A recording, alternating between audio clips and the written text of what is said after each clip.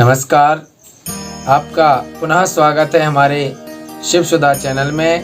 मैं शिवम कृष्ण बुदौलिया आज आपके सामने आंवला नवमी के विषय में कुछ जो चर्चाएं हैं उनको लेकर आया हूं। आप लोग ध्यान से सुने। कार्तिक शुक्ल पक्ष में जब नवमी तिथि आती है तो उसको हमारे सनातन धर्म में आंवला नवमी की संज्ञा दी गई है।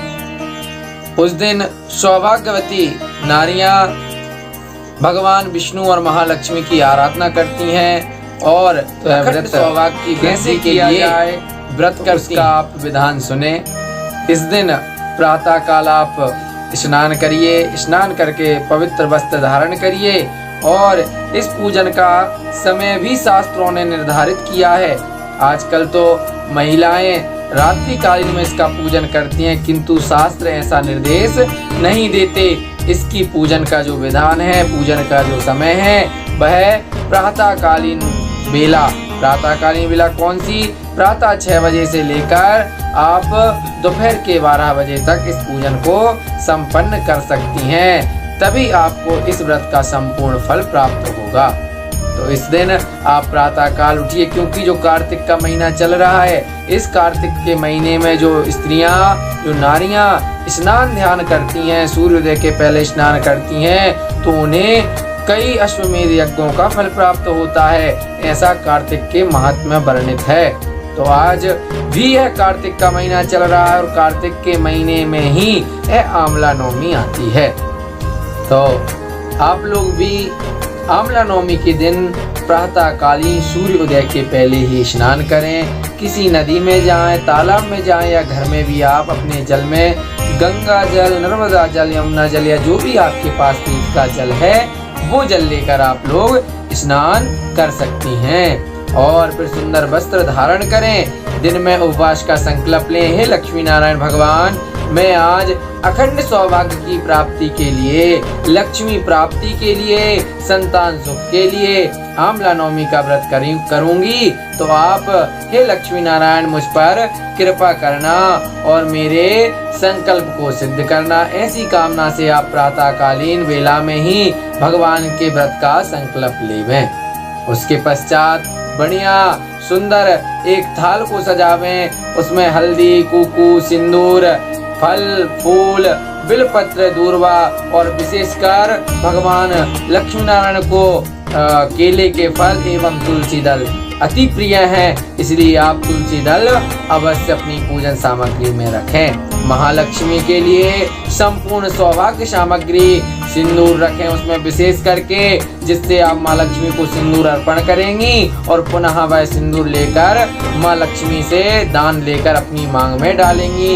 इसलिए श्रृंगार सामग्री में सिंदूर, बिछिया का जोड़ा, आपके पास चूड़ी है, चूड़ी, बिंदी, महावर, मेहंदी, काजल इत्यादि 16 श्रृंगार जो अपने आप पहनती हैं वह श्रृंगार भी महालक्ष्मी को अर्पण करें। उसके पश्चात सब सामग्री लेकर फल फूल कुछ उस दिन पकवान बनाना चाहिए। जैसे आप पूड़ी बना सकती हैं, मालपुए बना सकती हैं, गुलगुला बना सकती हैं। मीठे में जो भी आपके पास पकवान बन सके, जो आपकी सामर्थ्य होवे वो आप पकवान लेवें। और फिर आंवले के वृक्ष के नीचे जाकर, यदि आंवले का वृक्ष आपके घर के निकट नहीं है तो आप अपने घर में एक गमले में पहले से ही आंवले का वृक्ष लगा लेवें और घर की भूमि को या आंवले के वृक्ष के नीचे जाके वहां से थोड़ी सी हल्दी डालकर या गौ माता का यदि गोबर मिले तो गौ का गोबर लेके एक चौकोर लेपन कर लें। उस पर हल्दी से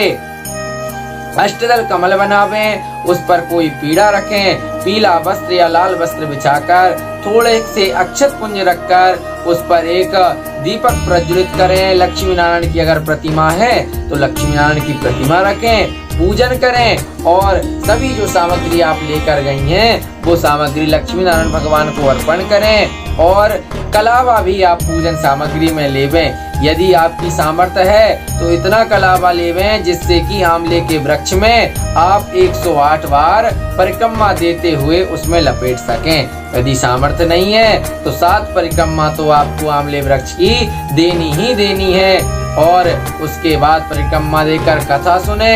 कथा सुनने के पश्चात आप आरती करें। लक्ष्मी नारायण भगवान की आरती करने के बाद में वहीं पर बैठकर जो आप पकवान लेकर गई हैं वह आंवले के वृक्ष के नीचे बैठें और उस पकवान को खावें। ऐसा इस आंवला नवमी के दिन जो स्त्रियां व्रत करती हैं और कथा का श्रवण करती हैं, विशेषकर कार्तिक का महीना है, इसलिए आप इस दिन आंवले का फल लेकर उस पर तांबे का, चांदी का या मिट्टी का, और ये भी ना हो सके तो आटे का आप दीपक बनाकर आंवले के वृक्ष के सामने और आंवले के फल पर रखकर आप दीपदान करें, जिससे आपको अनंत यज्ञों का फल प्राप्त होगा। ऐसी है आंवला व्रत की संपूर्ण पूजन विधि। तो आइए इस आंवला नवमी के पुण्य पवित्र पावन जो आप व्रत कर रही हैं उस व्रत की पुण्य पवित्र कथा को आप लोग श्रवण करिए। एक बार व्यास जी महाराज कहते हैं कि भगवान विष्णु और माता लक्ष्मी इस पृथ्वी लोक में भ्रमण करने के लिए आए हुए थे। मैया जगह जगह देख रही थी कि कहीं मुझे बैठने का स्थान मिल जाए जहां मैं बैठ सकूं।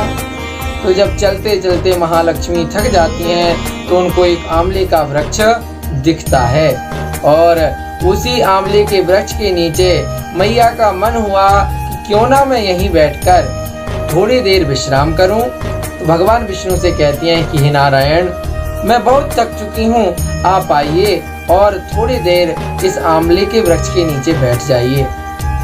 तो महालक्ष्मी और नारायण दोनों वहां पर बैठ जाते हैं और महालक्ष्मी की समाधि लग जाती है, ध्यान मग्न मैया लक्ष्मी हो जाती हैं। नारायण कहते हैं कि हे लक्ष्मी, बहुत देर हो गई, जागो, यहाँ से हम अब आगे के लिए भ्रमण के लिए निकले।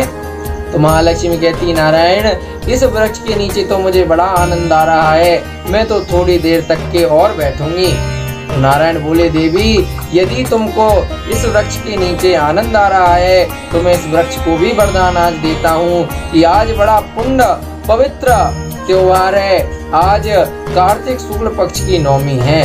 जो भी स्त्रियां आज के दिन इस वृक्ष के नीचे आएंगी तो हे महालक्ष्मी, तुम्हारी और हमारी यहाँ पर सानिध्यता होगी। यानी आज के दिन महालक्ष्मी और नारायण इस आंवला के वृक्ष में के नीचे नित्य बैठा करेंगे। ऐसा भगवान नारायण ने आज के दिन आंवले वृक्ष को वरदान दिया और कहा, हे महालक्ष्मी, जो नित्य प्रति ही आंवला वृक्ष के पास में आकर दीप का दान करेगा उसके यहाँ पर तुम सदा धन धान्य से परिपूर्ण करोगी। और जिसने भूलवश भी आंवला नवमी के दिन इसकी पत्तियों को झड़ाना चाहा या इसकी पत्तियों को पैर से रौंदा तो उसके यहाँ से लक्ष्मी सदा सदा के लिए चली जाएगी। ऐसा महालक्ष्मी और नारायण ने आंवला वृक्ष को वरदान देकर वहां से चले गए। और इस कथा को जो श्रवण करता है या कराता है, सुनता है या सुनाता है, उसकी महालक्ष्मी हर मनोकामना पूरी करती हैं और उसके घर में सदा धन धान्य की वर्षा करती हैं। बोलो लक्ष्मी नारायण भगवान की जय।